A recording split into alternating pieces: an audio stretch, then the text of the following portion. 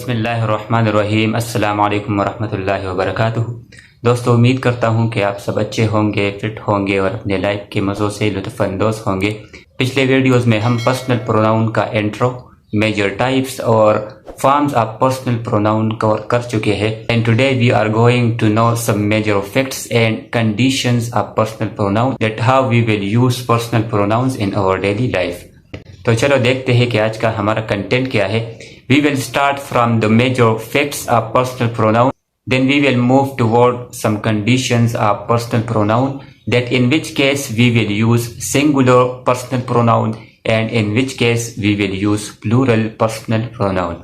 And at last there will be a quiz of 4 or 5 sentences. Personal pronoun का पहला fact हमारे पास ये है कि पर्सनल प्रोनाउंस को यूज करते वक्त हमें 3 मेन पॉइंट्स को अपने जहन में रखना चाहिए। पहला पॉइंट ये है कि हम जो पर्सनल प्रोनाउंस यूज कर रहे हैं वो तो या सिंगुलर नाउन को रेफर करेगा और या प्लूरल नाउन्स को रेफर करेगा।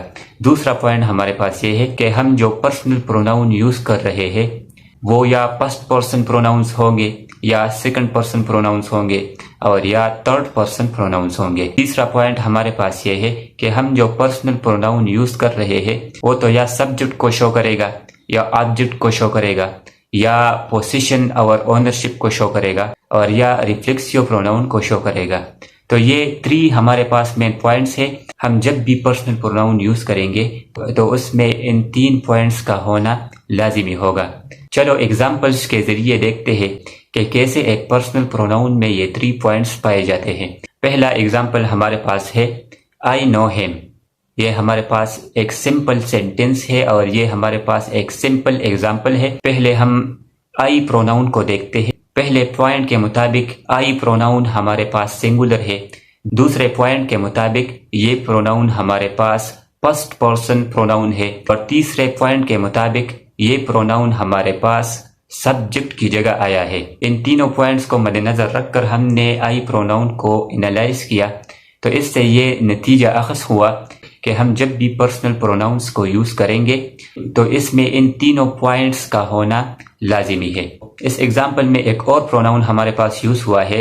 इसमें द वर्ड हिम, ये भी हमारे पास प्रोनाउन है और इसको अगर हम देख ले, पहले पॉइंट के मुताबिक ये हमारे पास सिंगुलर है, सेकंड पॉइंट के मुताबिक ये हमारे पास थर्ड पर्सन है और थर्ड पॉइंट के मुताबिक ये हमारे पास ऑब्जेक्टिव फॉर्म है, ऑब्जेक्टिव केस है। इसके बाद हमारे पास दूसरा एग्जाम्पल है he waited for the train. तो इस एग्जाम्पल में ही हमारे पास पर्सनल प्रोनाउन है और इस पर्सनल प्रोनाउन पर अगर हम तीनों पॉइंट्स अप्लाई करें तो पहले पॉइंट के मुताबिक ही हमारे पास सिंगुलर है, सेकंड पॉइंट के मुताबिक ही हमारे पास थर्ड पर्सन प्रोनाउन है और थर्ड पॉइंट के मुताबिक ये हमारे पास सब्जेक्ट की जगह यूज हुआ है। तीसरा एग्जाम्पल हमारे पास है कि शी लॉस्ट हर वॉच। तो इस एग्जाम्पल में भी हमारे पास 2 पर्सनल प्रोनाउंस यूज हुए हैं। पहला प्रोनाउन हमारे पास है शी। पहले पॉइंट के मुताबिक शी हमारे पास सिंगुलर है, सेकंड पॉइंट के मुताबिक शी हमारे पास सिंगुलर है और थर्ड पॉइंट के मुताबिक शी हमारे पास सब्जेक्ट की जगह यूज हुआ है। इस एग्जाम्पल में हमारे पास एक और पर्सनल प्रोनाउन भी है और वो है हर वॉच। तो यहाँ पर हर प्रोनाउन जो है ये फर्स्ट पॉइंट के मुताबिक सिंगुलर है, सेकंड पॉइंट के मुताबिक अगर हम देख ले तो ये हमारे पास थर्ड पर्सन प्रोनाउन है और थर्ड पॉइंट के मुताबिक पोजेसिव फॉर्म है। वो इसलिए कि ये प्रोनाउन शी के ओनरशिप को और शी के पोजीशन को शो करता है।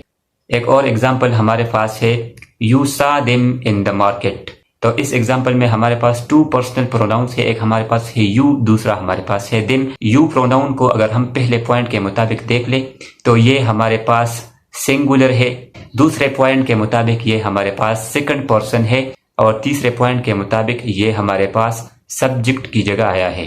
इसी तरह अगर हम देम प्रोनाउन को देख ले तो फर्स्ट पॉइंट के मुताबिक ये हमारे पास प्लूरल है, सेकंड पॉइंट के मुताबिक ये हमारे पास थर्ड पर्सन है और थर्ड पॉइंट के मुताबिक ये हमारे पास ऑब्जेक्ट की जगह आया है। तो इन सारे एग्जाम्पल्स का खुलासा ये हुआ कि हम जब भी पर्सनल प्रोनाउन को यूज करेंगे तो इन 3 पॉइंट्स को अपने जहन में रखकर पर्सनल प्रोनाउंस को यूज करेंगे। पर्सनल प्रोनाउंस का दूसरा फैक्ट डिस्क्राइब करने से पहले अगर आप देख ले तो थर्ड पर्सन के मैस्कुलिन के लिए हम ही प्रोनाउन यूज करते हैं। अब हमारे पास ही प्रोनाउन जो है इसका सब्जेक्टिव फॉर्म ही objective form him, positive form his और रिफ्लेक्सिव फॉर्म हिमसेल्फ है। तो इसमें हिज हमारे पास पॉजिटिव फॉर्म है और इस पॉजिटिव फॉर्म को हम एज अ पॉजिटिव प्रोनाउन भी यूज कर सकते हैं और एज अ पॉजिटिव एडजेक्टिव भी यूज कर सकते हैं। पॉजिटिव एडजेक्टिव का हमारे पास एग्जांपल है दिस इज हिज बुक। तो इस सेंटेंस में प्रोनाउन हिज जो है ये as a positive adjective use हुआ है और इसी तरह पॉजिटिव प्रोनाउन का हमारे पास एग्जांपल है दिस बुक इज हिज। तो इस एग्जांपल में द वर्ड हिज जो है ये as a positive pronoun use हुआ है, वो इसलिए कि ये नाउन के मलकियत को और नाउन के ओनरशिप को शो करता है। Now we are moving towards conditions of personal pronouns. In these conditions we will know that in which case we will use singular pronoun and in which case we will use plural pronounce.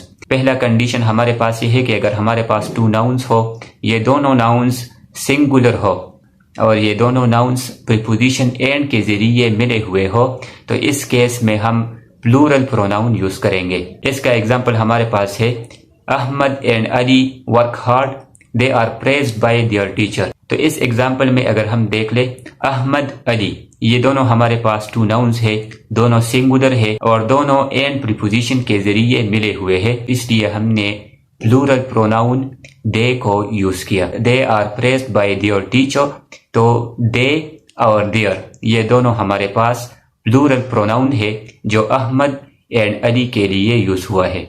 दूसरा condition हमारे पास ये है कि अगर हमारे पास two nouns हो, एक बात इसमें यह है कि ये दोनों नाउन्स सिंगुलर हो, दूसरी बात यह है कि ये दोनों नाउन्स प्रीपोजिशन एंड के जरिए मिले हुए हो और तीसरा पॉइंट इसमें यह है कि ये दोनों नाउन्स एक ही पर्सन को और एक ही चीज को रेफर करते हो, तो इस केस में हम सिंगुलर प्रोनाउन यूज करेंगे।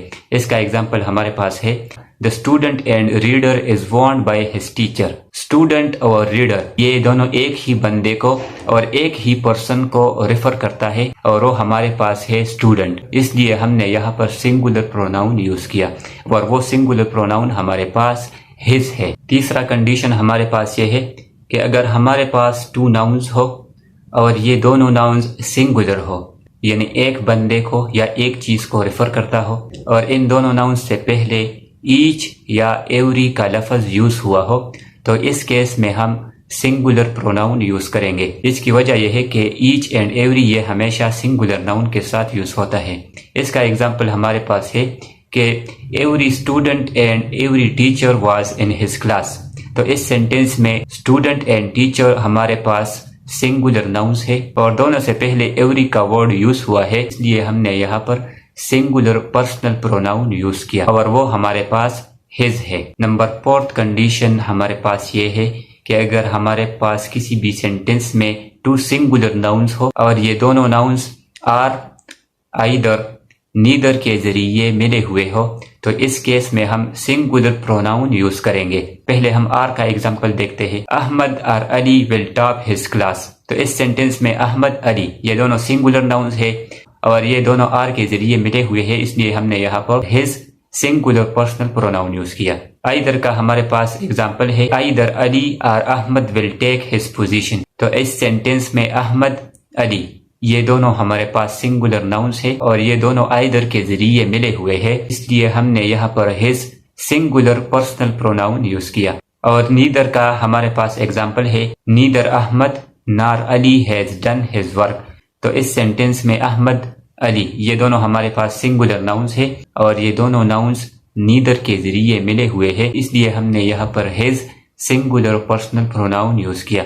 5th कंडीशन हमारे पास ये है कि अगर हमारे पास टू नाउन्स हो, एक सिंगुलर नाउन हो और दूसरा प्लूरल नाउन हो और ये दोनों नाउन्स आर के जरिए मिले हुए हो, तो इस केस में हम प्लूरल प्रोनाउन यूज करेंगे।